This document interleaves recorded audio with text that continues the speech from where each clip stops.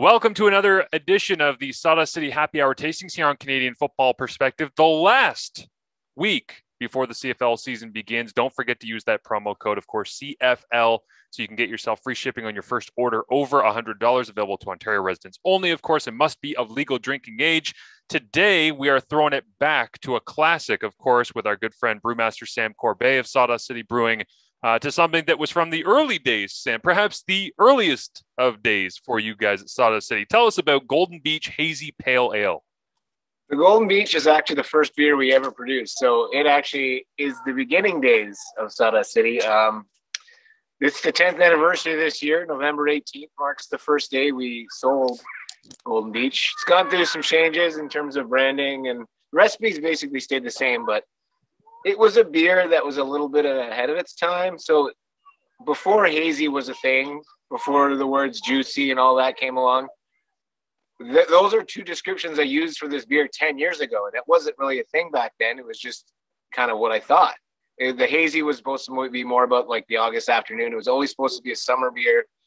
And it's named after the street that I grew up on, which is called Golden Beach Road. So I always thought it's personified summer. And I thought, what a great time to have it. I'm here at my buddy's cottage in Papineau Lake, just outside of Bancroft. And he's got an awesome beach right behind me. So I thought I'd have a beach in my hand and a beach in my back. Yeah, absolutely. That's fantastic. So tell me about the nostalgia of bringing back something like this that I'm sure every time that you taste it specifically, a lot of other people might not get this experience because they don't have the personal connection, but being somebody who starts up a business like Sawdust City a decade later, the success that you guys have had, to be able to relaunch it, bring it back out, and when you have a sip of it, does it take you back to those early days of trying to figure out what you wanted your first to be? It very much does. And I was lucky enough, actually, just yesterday, we did a collab with the guys at Indie Ale House, and their brewmaster, Jeff Broders, was actually one of the students. The first pilot batch we ever did on June 20th back in 2011 for Golden Beach was at the Niagara College, and Jeff was one of the students there and helped do the first pilot batches. So it was great to see him and catch up with him. It's been a long time, with COVID and everything. So having seen him yesterday and then trying it again, it's like 10 years ago. I was much younger then. barely in my 30s. Well, I'm sure that it gives you a lot of good memories, though, and I'm sure it makes you appreciate as well the journey that you guys have been on at Sawdust City Brewing, no? Because I know anytime you're in an industry for a decade, and your starting point, and you think about all the things that you've done since that starting point, going back and relaunching the starting point is fun, but it also gives you kind of a sense of the timeline of what you've done. Yeah, it really does. And it shows how much the industry has changed, not just us, but like everything around us and where it was and where we are now. It's craft beer has grown so much in the last 10 years, and just being able to say that we've been around for 10 years, I didn't 10 years ago, I never thought of that as a benchmark, but as you pass it, you're like, dag, 10 years, like it's a lot of water under the bridge. We've worked with some very awesome people, got to share some great memories, and I'm super glad to be able to bring back Golden Beach and enjoy it here and the surroundings with my friends and stuff. So it's a sip of nostalgia. It's great. That's awesome. Well, tell people what they can expect if they get themselves from sawdustcitybeer.com, order in some Golden Beach Hazy Pale Ale. What should they be expecting? What are some of the notes here and things? You mentioned, obviously, hazy and tropical and all these different things that, like you say, you can't walk through the LCBO at this point without 20 beers punching you in the face with 5 or 6 of these buzzwords, but you guys were early in on it. Yeah. And, this was always designed to be a session IPA, like very low ABV. It's 4.5%, but all there's enough in here to quench any hophead's thirst. Like there's a lot of Galaxy and Mosaics. You get a lot of that tropical berry, pineapple notes, but it's super thin. So you can it's supposed to be for the summer and enjoy at the beach. Like it's a nice light beer you can go back to.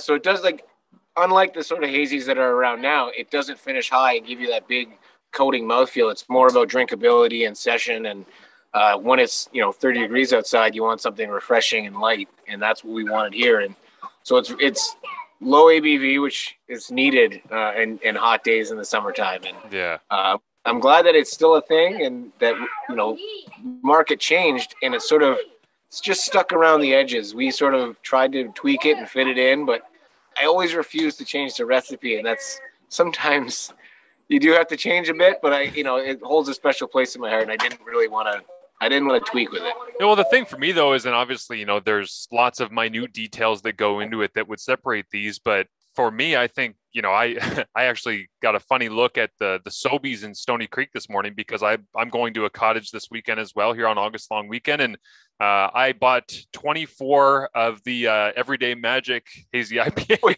and I wiped out an entire case from them to take up and share with some friends up there, and obviously a higher ABV on that one, but delicious and wonderful.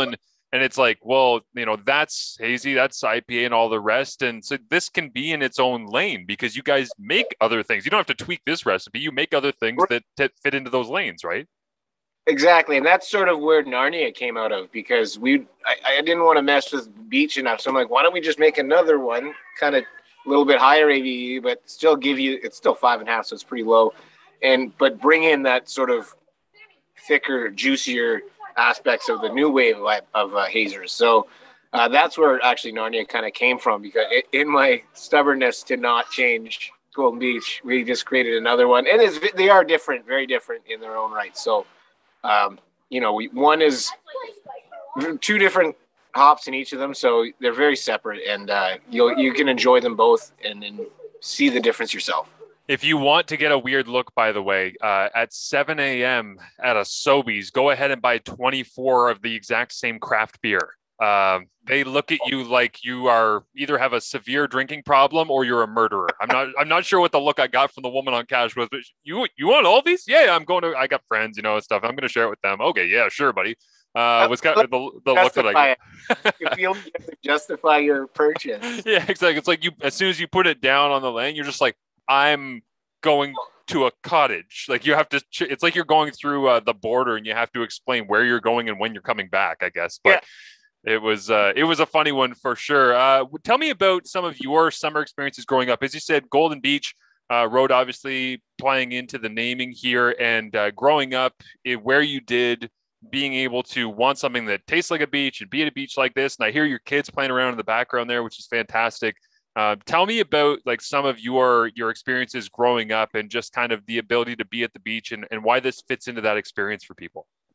The cottage and the sort of like the Muskoka beach life has always been prevalent. It's like growing up in Muskoka, it was always there. And like friends with cottages, relatives, you're always sort of visiting and you're spending your summer, the long weekends, especially somewhere where there's water and you're at the beach, you're at on a dock, you're on a deck, it's omnipresent. It's always been there since as far back as I can remember as a teenager. Like my first sips of craft beer were in a canoe on my buddy in Brandy Lake.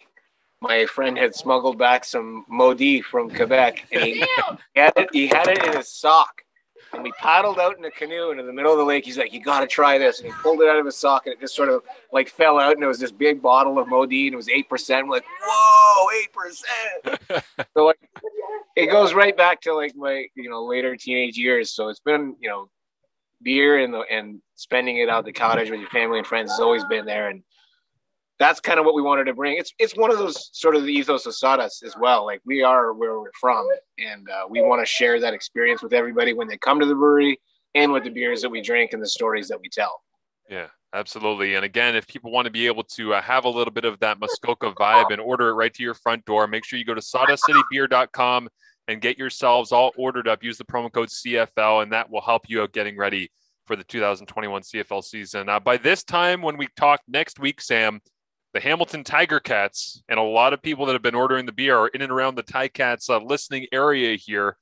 They'll either be 1-0 or 0-1. They got a Thursday night game against Winnipeg next Thursday. So it's so exciting that it's finally come back. It's been, almost 2 years since we've seen it. So this is like big. This is exciting. And I think everyone will be a big sigh of relief too. Like normalcy, you can almost see it coming around the corner. Yes. Here it comes.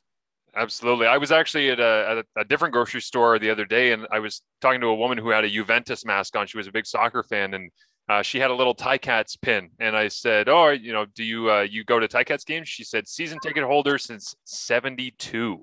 I went, Whoa, whoa. that's hardcore. And I couldn't believe, and did not look like she was somebody who should have been a season ticket holder since '72. But That's she 50 said years. she said, yeah, I've been going to games for 50 years down there. I've seen everyone. And she started listing off all these players that she's seen, and I just thought, man, for that woman, how long it's been since she has been to a CFL game. And I said, so I assume you're going to the Tiger Cats home opener on Labor Day. She goes, I wouldn't miss it for the world. So it's coming back, and people are getting an opportunity, I think, to get excited about it. And why we reached out to Sawdust City when we were launching CFP, nothing goes together better than beer and football in our minds, and great craft beer from Ontario. We've had the great craft beer from Ontario for a long time here. We've been enjoying it. We finally have the pairing. We finally have the football to go with it. So, Sam, thank you as always for this. It's delicious as always, and I hope that people will go to sawdustcitybeer.com and enjoy yourself on the long weekend, my friend. Good, buddy. Have a great long weekend.